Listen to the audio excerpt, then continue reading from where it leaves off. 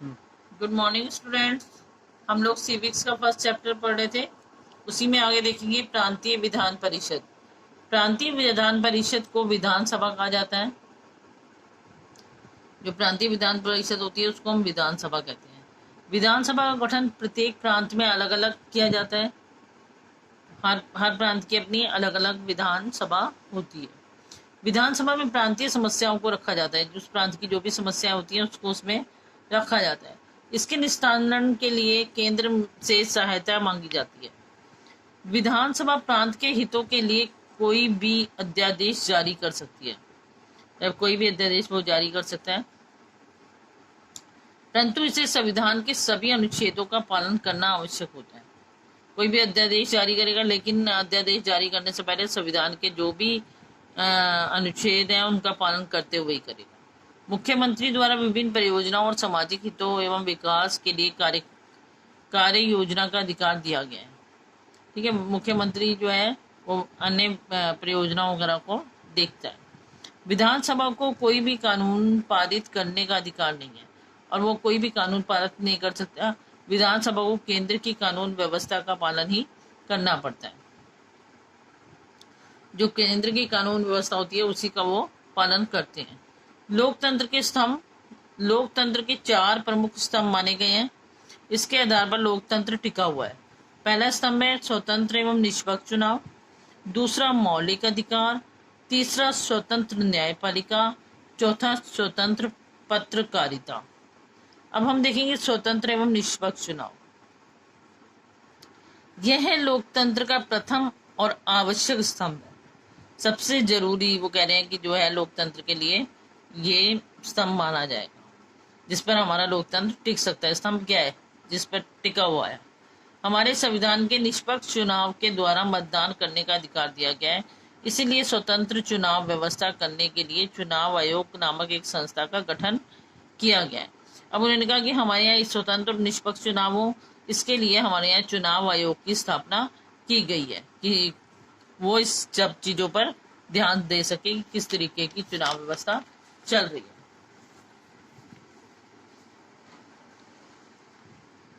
चुनाव आयोग मतदान संबंधी सभी कार्यवाहियों के संचालन एवं देखरेख का कार्य करता है। कि चुनाव आयोग देखता है कि सारी कार्यवाहियां कैसी चल रही हैं, चुनाव किस प्रकार से हो रहे हैं।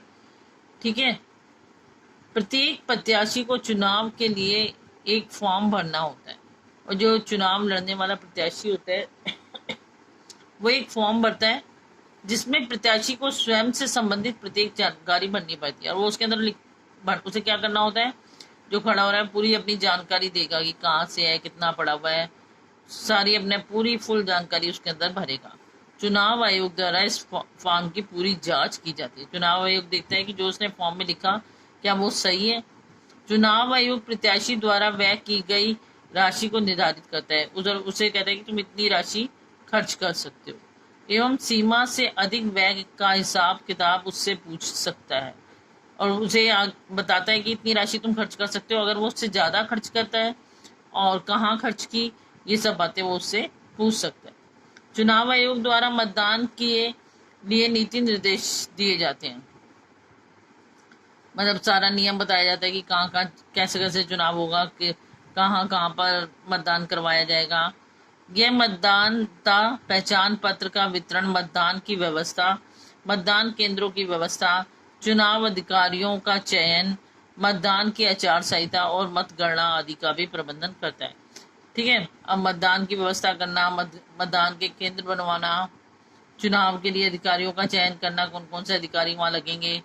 और ठीक है, और मतलब हमारे कहने का मतलब है कि चुनाव आयोग क्या करता है, मतदान की शुरुआत से लेकर मतदान की अंतिम गणना तक का सारे कार्य, जितना भी कार्य है वो कौन देखता है? चुनाव आयोग देखता है। किस लिए देखता है? ताकि हमारे यहाँ स्वतंत्र और निष्पक्ष चुनाव हो सके। निष्पक्ष चुनाव करवाने के लिए चुनाव आयोग पुलिस एवं मजिस्ट्रेटों की नियुक्ति करता है। ठीक है, अब वो क्या कर रहा है कि चुनाव आयोग क्या करता है, पुलिस की भी और मजिस्ट्रेटों की नियुक्ति कर देता है उससे। मतदान में होने वाली गड़बड़ी को रोकने के लिए यह बल प्रयोग करने का आदेश भी दे सकता है। अभी वो कई बार अगर ऐसा होता है कि कोई गड़बड़ी की जा रही है मतदान के दिन, वोट वाले दिन, तो वो उसे रोकने के लिए बल का प्रयोग भी करने का भी ऑर्डर दे सकता है। चुनाव आयोग का सर्वोच्च अधिकारी मुख्य चुनाव अधिकारी होता है,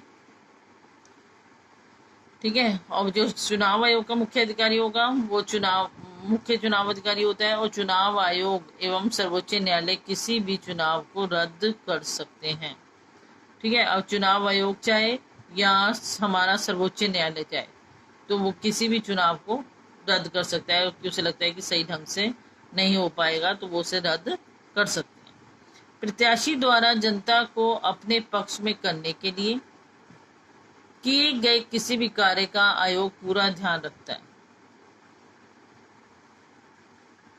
जनता को लालच देना, धन बांटना और अन्य प्रकार के उपहार एवं धमकी देना स्वतंत्र चुनाव प्रक्रिया के विरुद्ध माना जाता है।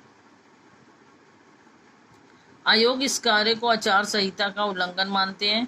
इसके विषय में जवाब तलब कर सकता है और प्रत्याशी के चुनाव को गैर कानूनी घोषित कर सकता है। अब क्या होता है कि जो हमारी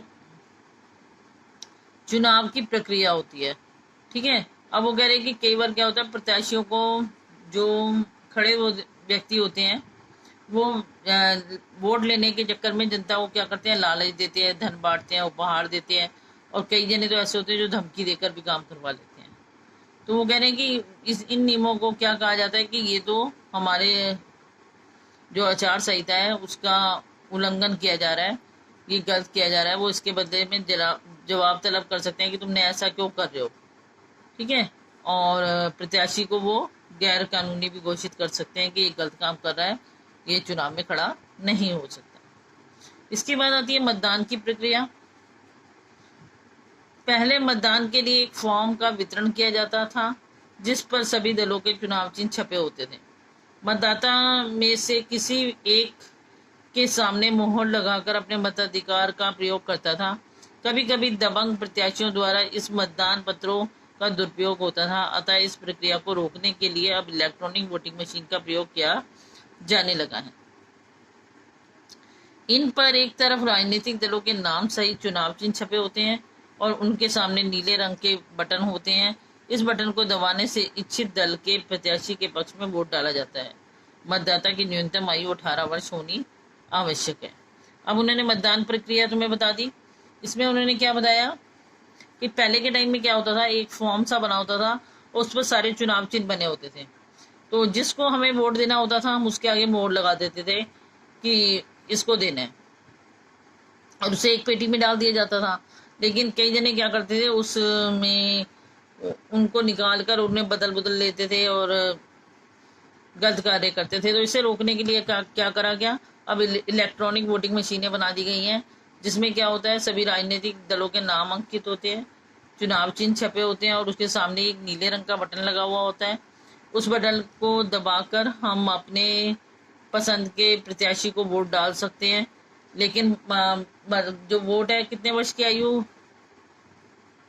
न्यूनतम आयु 18 वर्ष होनी आवश्यक होती है। 18 वर्ष का व्यक्ति ही मतदान कर सकता है। तो आज के लिए बेटा इतना ही। नेक्स्ट क्लास में इससे आगे करेंगे, इससे अच्छी तरह रीड कर लेंगे। थैंक्स।